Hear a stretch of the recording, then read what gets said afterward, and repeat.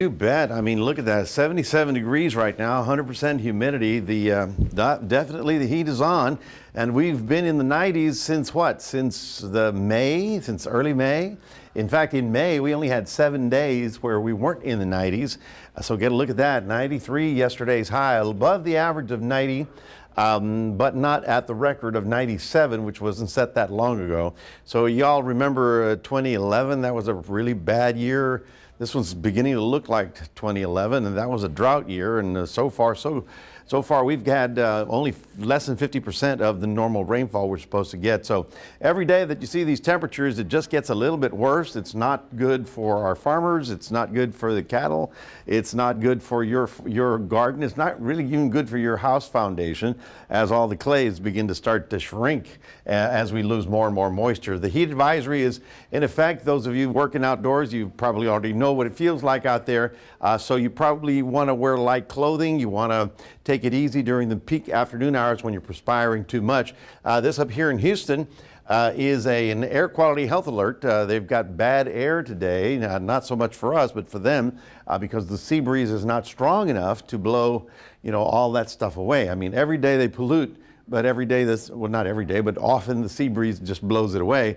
Not particularly today. So it's becoming, who gets stronger, the pollution or the breeze.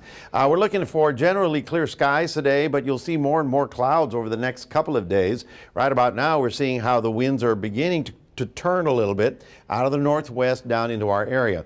As the center of the high moves out to the west, that is going to loosen up the atmosphere a little bit. You might see a lot of more cloud cover build up in the afternoon, big, nice cumulus clouds. Now, with a little heating, some of those clouds may actually yield a couple of little light showers over the next couple of days. All the stormy weather is up in the northern plains.